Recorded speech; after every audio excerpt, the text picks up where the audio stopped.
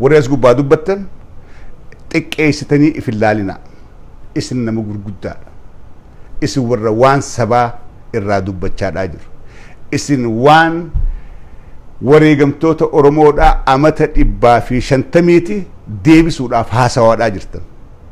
Isin ummata Oromoodhaa miliyoona 60 kan roorroo jala jiru roorroo jalaa baasuudhaaf dubbachaadhaa jirtan. Haqaaf. Kanaafuu jarri haada isin dheeti gad harkisee sadarkaa ifitti gad isin deebisuu barbaada. Akkasitti fudhaa. Social media hawaasummaadhaa guddaa jiru keessaa Facebookiin addunyaa guddoo tana tajaajilaa jira angafummaadhaan. Facebookiin angafa. Miidiyaalee hawaasaa kan jiran keessaa Facebookiin angafa. Facebookiidhaan biyyoottan bilisooman hedduudhaa jira. Biyyoottan Facebookiidhaan mootummaa jiisanii bilisummaa gonfatan hedduudhaa jira. Nutilleen warra Facebookiin biyya jiise keessaa garuu mootummaa teenya ijaarachuu hin dandeenye. Facebookiidhaan jiisine TPLF kan hubadha. TPLF Facebookiin jiisineeti mootummaa teenya ijaarachuu hanqanne. Kanaafuu wanni nu hanqate eessa jirti maaltu nurraa hanqate dubbii waraanaa tana jabeessaa dubbii waraanaa tana waraana tartiiba qabu ijaarachuudha qabna. Waraana tartiiba qabu. Ummata keenyatti kabajaa godhuudhaaf waraanni murteessaa. Abbaan fedhe haa hogganu. Abbaan fedhe haa deemuuni. Oromoo haa ta'u. Nama quuqama Oromoodhaa qabu haa ta'u. Sun anaaf rakkoodhaa miti. Nama quuqama Oromoodhaa qabu. Waraana sabaaf yaadu. Waraana sabaaf dirmatu. Waraana saba satti kabajaa godhu qabaachuun murteessaadha.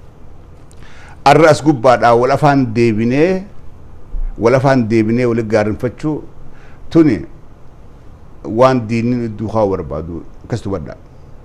Diinaatu duukaa barbaada. Yoo naaf obboleessa tokko as gubbaadhaa wal afaan deebinee caffee akkasii atiik akkasii waliin jenne eenyuuf carraa kennaa jirra. OPDOdhaaf carraa kennaa jirra. Bakkaan silaa waan saba kiyyaa dubbadhu waan nam tokkoo dubbachaa jira jechuudha. Bakkaan silaa waan sabaa dubbadhu gaddeebeetiin waan nam tokkoo dubbachaa jira. Suni OPDOdhaaf faayidaadha. Garuu qabsoo Oromoodhaatiif kasaaraadha. Akkasin laaluu qabnaa. Ololamma dhiyeenya kana guyyaa lameen kana eegaa dhaabni kamaal galchuudhaa bilchiginnaadhaa walitti baqee booda ololas gubbaadhaa deemuun arga. An warra galees maa galtan hin juun karaa duwidaan daaqqoodhaa isiniif haa godhu. Kalee dirree qabsoo wajjin turre kalee wal faarsaa wal abaaraa turruus mooraa qabsoo Oromoo keessatti ture. Arra garuu ummata kana gantanii dantaadhaan bitamtan mootummaadhaan waliin makamtan. Hayyee isinis jabaadha. Mootummaadhaa wajjin ummata Oromoodhaa miidha. Warraa fi hojii dhaabbanna. To the last minute. Annama maayyirraa fi mootummaa tana balaaleffatu wajjin dhaabbadha. Nama mootummaa tana dura dhaabbatu kabbaa fedhaa ta'u biraan dhaabbadha. Kamaal galchuudhaa jibbaan qabnuuf. Kamaal galchuudhaa osoo faarsinuuti dideen horkaa kuti. Maal goona? Dheenga dabarte torbaan kutu bar faarsaa ture kamaal galchuuti. Torbaan kutu bar faarsaa ture. Interview inni OMN gubbaa godhee hamilee isaa eeguudhaaf bar faarfachaa ture hundinuu anarraa eegani. Faarsaadhaa ture. Garuu deemee kute. Lakkee sirriin jiranii nuti mootummaadhaa wajjin dhaabbannee mootummaa tana nama humnaan jiisuu barbaadu yoo jiraate nuti mootummaadhaa wajjin dhaabbannee lollaa je hayyee badiin qabooyyee.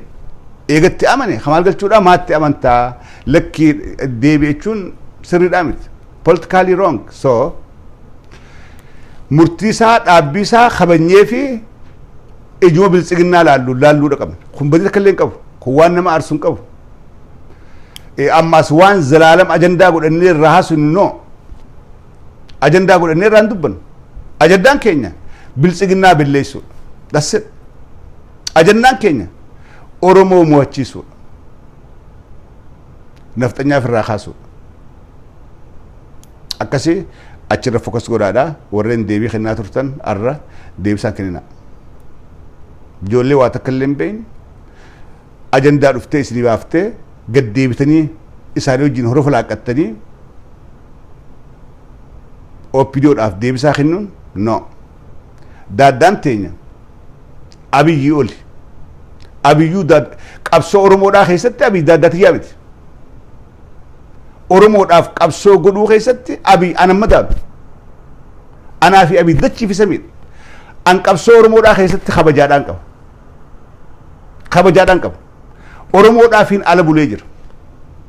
Oromoodhaafiin dubbadhee jira. Qabsoo Oromoodhaa keessatti an kabajaadhaan qaba. Abiyyiin garuu qabsoo Oromoodhaa keessaa qooda zaa'aa takkaan qabu. Qabsoo Oromoodhaa billeessuu irratti garuu ama 27 qooda qaba abiyyi. An xiqqaattus hanga xiqqaa qabsoo qulqulluudhaan sabaaf godhe. Abiyyi garuu warra qabsoo nutti godhaa nu billeessuudhaaf qabsoo nutti godhaa ture jechuudha. Inni diinummaa keessatti ama 29 qooda qaba. An garuu qabsoo Oromoodhaa keessattiin hangas takka qooda qaba. Garaagarummaan anaa fi inni daaddaadhaa mitan. An abiyyi sadarkaa tiyya fidee laalu. No. Qabsoo Oromoodhaa keessatti nama daalu. Hedduun tuffadha. Waan inni haasa'u akka namni horofa keessa taa'ee haasutti ilaalan. Garuu isa billeessuudhaaf, isa kuffisuudhaaf ummata Oromoodhaa gurmeessuu jaaruun dalagaa tiyyata guyyaa guyyaati.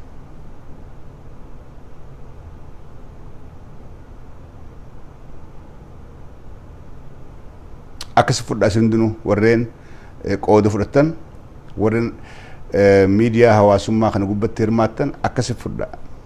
Akkas fudhaa. Ifin tuffatina. Sabboontonni Oromoodhaa warreen sabboonummaa dhugaa qabdan ifin tuffatina. Bakka guddaa ifii kenna. OPDOdhaa wajjin ifin madaalina. Warra garaan bitee gruuppii garaadhaa bitamtee walitti dhuftee kami garaa guunnaadhaaf sabboontota billeessuu barbaaddu. Waitti lakkaawina tuffadhaa. Maaliif akka billeessuudhaaf teenyu akka isaan kana hunda tufsiisuudhaaf teenyu abdii qabna. Rabbi wajjin. Woboodhaa wajjin. Woboodhaa wajjin. Rabbi wajjin tufsiisuudhaaf teenyu. Tufsiisuudhaaf. Dhiiga qisuu ta'a biyyi. Woboo harka woboo galeetti akka gadaafiidha. I have said this before. I have said that before. Booddeen abiyyi akka gadaafiidhaati. Mahamma gadaafiidha akka tagartanii osooni ziqee fi marsee ziqee dubra fi marsee jaarsi akkatti rahaa godhuutii boodarra karaa gubbatti ijoolleen afaan keessa dhiittee qawwee afaan keessa jechuudha. Booddeen Abiy Ahmed yoo akkas hin taane caffee raamis waa takka illee hin beeku. An dhugumaanii waa takka illee hin beekne. An dhugumaanii waa takka illee hin beekne. Yoo booddeen Abiy Ahmed akka gadaafiidhaa ta'uun teenya wallaahi an dhugaa waa takka illee hin beeku. Gadaafii yaadadha hin turre bara dheengadda mana ziqee keessaa gabbaasanii jiruu raasa keessaa gabbaasanii isaa uummata irratti haqqisu. Ijoolleen daa'imni afaan keessa dhiittee hudduudhaa fi afaan walitti baasanii xitii qawwee afaan kaanii fidhoo jeniin. That was the end of Gaddafi. Abbaan irreedhaa akkas ta'a. Gurbaan maraataan osooni lola baadimmee gubbatti maraate Abiy Ahmed maraataadha fayyaan qabu sammuun isaan dalaytu hallayyatti foofaadhaa jira. Maraataa faayidaa hin qabne maraataa namni biraa dhumee maraatee boodarra qeensiin qabdee maata battiitee ni fayyitaa jedhaniin namaatu waanitti bidheewatan. Abiy Ahmed yoomirraa kiristinnaa ka'ee akkamit ka'ee jedhanii osoo haasawniiti Abiy Ahmed baadimmee gaafa lola Eertiraadhaatiif Itoophiyaadhaati gaafa inni nu dubbatee jira by the way madaafni dhoohee warraa wajji jiru hunda fixee guuneen an biraa gakkutee ol deebi'u namni hundi dhumee jira gaafas maraatee kutee abiyyi maraatee kutee huccuu facaasee qullaa fiiguu ture boodarra qabanii matarratti waa dhawanii maal godhanii Amaanu'eel geessanii maal jedhee boodarra akka nasiibatti charchii dhaqee qeensichi du'aa itti godhee maal jedhee fayye rabbiin fayyise gaa rabbiin jabaadha fayye achumaan jibbaan amantiitii fi maarreen keessa gabbuute jechuudha hanga iddatti keessa gabbuute waan islaama ta'uunsaa maraachiteef ta'a kanaaf hijaa qaba amantoota islaamatti hordoftoota amantii islaamatti abiy hija qaba namni amantii islaamaa hanga abiy ahmad jibbu hin jiru not in the world amantii islaamaa namni hanga abiy ahmad jibbu hin jiru ummanni sagaleen teenya haa dhagamtu majlisa ifiin filannee haa bullu jee qabsaa'aa ture warra ahmadii jabalku maddi darbameet lafatti hafee jaruma kalee isaan itti qabsaa'aa turan fuudhee gubbaa kaa'e jibbaa amantii islaamaatiif qabu jechuudha sigalee nama amantii islaamaa hedduu jibbu abiy ahmad wanni irra jibbu sababni gaafa maraatee fayyuu akka nasiibaa charchi fayye gaafa maraatee huccuu facaasee Amaanu'eel naqanii waa bakka meeqa dadhabanii charchii dhaqee qaalichi waatti qaqqareetuma fayye ka fayyettu I have respect for all religion ana amantii hundaaf kabajaadhaan qaba amantii tuqoo hiyyaa miti garuu rakkina abiyyiin isii jira rakkina abiyyi wanni inni islaamummaa jibbuuf an kiristaanummaan jibbu pheenxummaan jibbu it's not up to me amantii an tiyyaan qaba tiyyaas nin kabaja tanamaatis nin kabaja abiy garuu addatti wanni islaama kana ni jibba akka jibbu ragaa kumaan dhiyeessa akka hordoftoota amantii islaamaatiif islaama bashaashaadhaatii fi kiristaana ban namni wal afaan kaa'e abiy ahmadi kana beektu gaafa charchii gubanii masgiida guban namni waan san dalage yaa'ii san qabsiise abiy ahmad ture warri bashaashanii beeka warri bashaashaadhaa warri qa'eesaa akka inni masgiida gubaadhaa ture ni beekan diraamaa Gondar keessa masgiida guban abiyyi dalage amantiidhaan nama lubbuusuudhaaf yookaan jibbaa lafeedhaa amantii islaamaatii qabuu fi masgiida balleessaa Gondar keessaa maal godha jee namni gubsiise abiy ahmad masgiida Gondar gubate masgiida 30 fi takka namni gubsiise abiy ahmad durmaan gubatin gaafa dargiidhaa masgiidni gaafa Tigreedhaa maan gubatin gaafa Haile Sillaaseetu masgiidni guban abiy ahmadi gubsiise namni assalaamu alaykum jechaadhaa akkamitti abiy ahmad deeggar nama anti muslim nama jibba amantii lafarraa qabu nama islaama dhaamsuu barbaadu nama amantii islaamaa Itoophiyaa keessaa balleessuu barbaadu akkamitti deeggartan namni salaamu alaykum jechaadhaa namni sheekh afaan qaallichi dheengadda filee islaamarra kaa'e qaallicha masgiid Anwaar keessa taa'ee iskittaa taphatu መስጊድ አንዋር ከይሰታዬ እኔ እኮ እንደዛ አይደለም ኢትዮጵያ ውስጥ እነዚህ ወሃቢዎች ማጥፋት ነበረ እነዚህ ወሃቢያኖች በርጋ ወሪ ወሃቢዩን ወረሱኒ ዳ ወረማንተና አህመድን ጀበል ፋራያ አባ መጫፋ ዳቤ ከዳ ወሪ ወሃቢይ መጥፋት አለበት ጃርሱን መስጊድ አንዋር ከይሳ ለፋኸ ዲስኮላል ዲስኮ ቃልቺ ኢንማ ከይቻዳ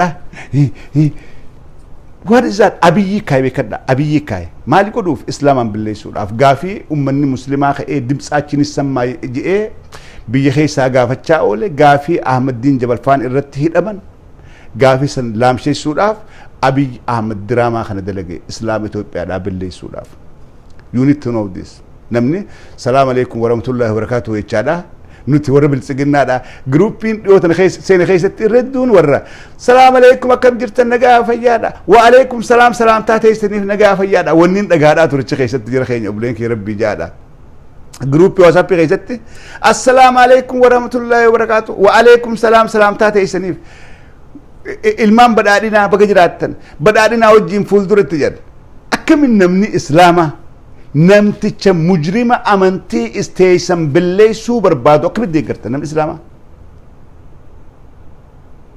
namni islaama amantiin biyyaan an jiraadhu kanatti amantiin hundi kabajaadha qabdi They respect all religions. Even amantii qabaachuu baattus kabajaadha qabda.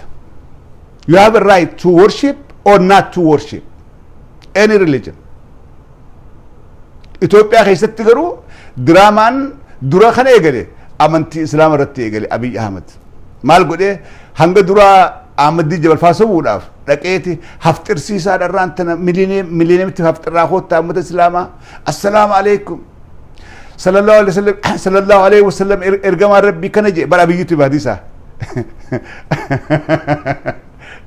shimalli sabdisaa ta'uu dhiisee gaaf tokko salaamu alaykum namni islaamaa wa alaykum salaam jedha bakka takka wa alaykum salaam wa rahmatullahi wa barakatuh bar shimalli jaani mee rabbii jaa akkamitti ofidoon akkatti isin sobdi rabbii jaa muslima Itoophiyaadha akkamitti islaam Oromoodha muslim Oromoodha akkamitti ofidoon isin sobdee shimalli dhufee salaamu alaykum wa alaykum salaam wa rahmatullahi Abiy asba taakkalaa uumaatu asba jara keenya gurbaan kun nama amantii islaamaa billeessuu barbaadu Itoophiyaadhaa keessa kaayyoon isaa kaayyoo Minilik amantii inni barbaadu hordofuu yookaan isin billeessuu kaayyoon isaa keessattuu Oromoo taanaan rakkoon teessan lama akka joordeen gadda namni COVID-19 guu qabe yoo Oromoo ta'e bakka lamatti ilaalama mirmaraan isaa bakka lama takka dhukkuba ilaalama takka cukuteetiin maasii Oromummaas ilaalan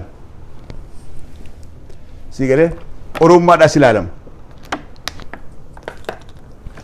isin muslimni Itoophiyaadhaa rakkinni keessan isin waa lama irraa ilaalatan dhukkubni keessan waa lama dhukkubni Ahmediin Jabal faan dhukkubni Raayyaa Abbaa Maccaafaan dhukkubni Kaamil Shamsuu faan amma dhukkuba gosa lamaa qaban isaan dhukkubni tokko amantiidhaati dhukkubni lamadaan maas Oromoodha jedhu kun mirmaraan isaanii lamaa deemaa jechuudha muslimni biraa muslimni Amaaraa jira ka Guraagee jira ka Silxeedhaa jira kuni dhukkubni isaanii gosa tokko islaamummaa irraa gaafatan malee Oromummaa irraa gaafataman sabummaa irraa gaafataman jarri keenya kun garuu har lama gaafatamu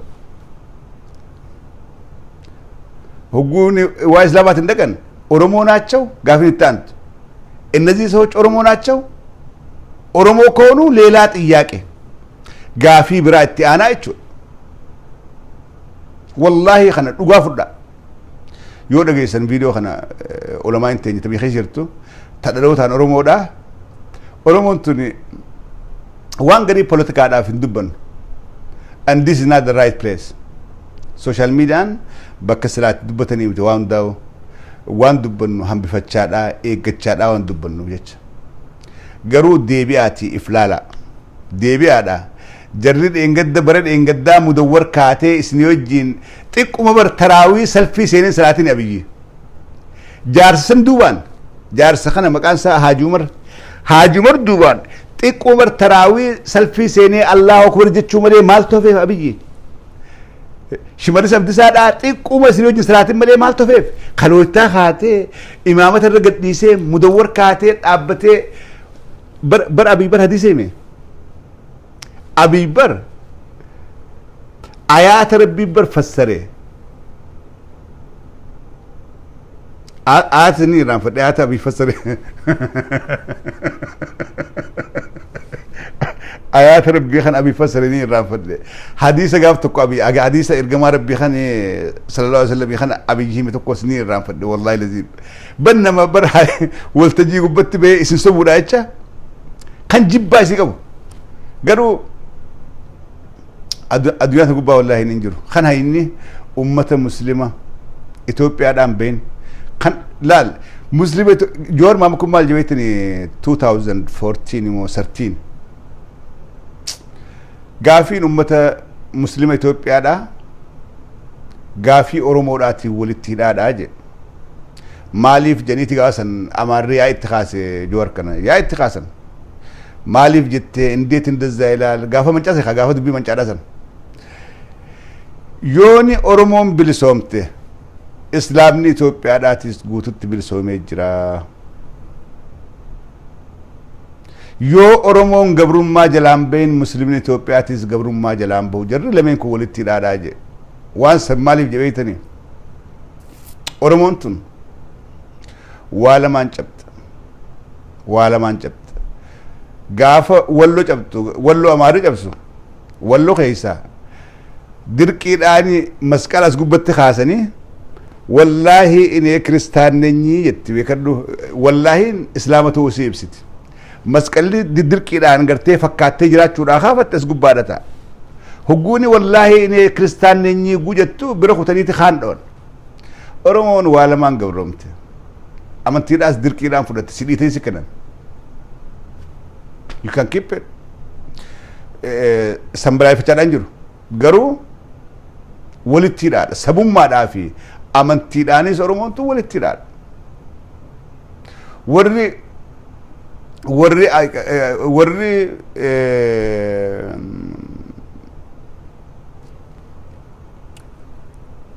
warri jara kana jaadidi yaa fanaggatut warri kaalii kun warri ka caffeeraa miskun ka amantiis baqatee amaarummaadhaas baqatee dide kuni madditti aafangaaciidha amma 150 dhagamaas hin qabnu kabajaadhaas hin qabnu maaliif simple example Itoophiyaa keessa ministeer islaamni bakka bu'aa qaba mootummaa Itoophiyaa keessa mootummaa Itoophiyaa keessatti mee nama Itoophiyaa bakka bu'u ka aadaa uffata islaamaa uffatee biyya alaa dhaqu naa himame tell me mee ministeerota Itoophiyaa keessa muslimni maaliif warra raayyaa abbaa macaa kun ministeera hin taane maaliif warra Ahmad Jabal kun maaliif hin taane eegaa warra isaanii warra Itoophiyaati mi mangistiin tuni Itoophiyaa keessatti uummanni kun walqixa kiristaanaa fi islaamni walqixa maaliif hin taane areeda dheereessee wanta kaayatee maaliif ministeera hin taane Itoophiyaadhaaf that never happened because sigalee jala bulu jirta malee ati wajjin bulchaadhaan jirtu jala bulu jirtu kabajaan qabdu nama biyyaatii miti akkuma dur gartee በኢትዮጵያ የሚኖሩ ሙስሊሞች ኢዳቸውን እያከበሩ ነው በኢትዮጵያ የምትኖሩ ሙስሊሞች እንኳን ለኢድ አልፈ